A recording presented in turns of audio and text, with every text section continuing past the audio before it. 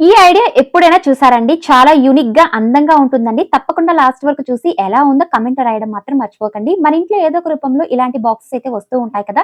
ఈ షేప్‌లో ఉన్న మూతైతే తీసుకున్నానండి. తీసుకున్న తర్వాత చూడండి ఇప్పుడైతే నేను ఓల్డ్ జీన్స్ ఒకటి తీసుకున్నానండి. జీన్స్‌నైతే ఈ విధంగా వెనకాలకైతే తిప్పుకున్నాను. ఇప్పుడు దీనైతే పైనైతే కట్ చేసుకుంటున్నానండి. దీనైతే స్క్వేర్ టైప్‌లో అయితే కట్ చేసుకుంటున్నాను. ఎగుడు దిగుడు లేకుండా. కట్ చేసుకున్న తర్వాత చూడండి సైడ్‌లో కూడా ఈ విధంగా నేను ట్రిమ్ చేసుకుంటున్నాను. 4 వైపులా కార్నర్స్‌లో అయితే జస్ట్ ఇలా ట్రిమ్ చేసుకోవాలండి. ఈజీగా ఉంటుంది మనకు ఫోల్డ్ చేసేటప్పుడు. 4 వైపులా ట్రిమ్ చేసుకున్న తర్వాత ఇప్పుడు క్లాత్‌నైతే ఈ విధంగా మనం ఉల్టా ఉన్న భాగం అయితే పైన ఉంచుకోవాలండి. ఇప్పుడు క్యాప్‌నైతే ఈ విధంగా నేను సెట్ చేసుకుంటున్నాను. ముందుగా కట్ చేసాం కదండీ! ఈజీగా ఉంటుంది మనకు ఫోల్డ్ చేసుకోవడానికి. 4 వైపులా ఫోల్డ్ చేసి గమ్ సహాయంతో అంటించుకోవాలి. ఫెవిస్టిక్ లేదా ఫెవిబాండ్ సహాయంతో.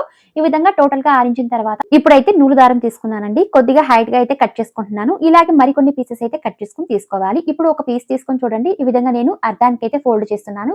ఫోల్డ్ చేసి గమ్ సహాయంతో ఈ క్యాప్ కింద అయితే ఈ విధంగా నేను అంటించుకుంటున్నాను. ఇలాగే అన్ని పీసెస్ ని ఈ విధంగా సెట్ చేసుకోవాలండి. టోటల్ గా ఆరించిన తర్వాత మిడిల్ లో అయితే ఈ విధంగా నేను ఖాళీగా ఉంచకుండా వైట్ పెన్ సహాయంతో ఈ విధంగా డాట్స్ అయితే వేసుకుంటున్నాను. నేనైతే సింపుల్ గా ముగ్గు అయితే వేసుకుంటున్నానండి. మీకు కావాలంటే డ్రాయింగ్ సహాయంతో లేదా అద్దాల సహాయంతో ఈ విధంగా డెకర్ చేసుకోవచ్చు. వరుసగా ఒక 3 ముగ్గులు అయితే వేసుకున్నానండి.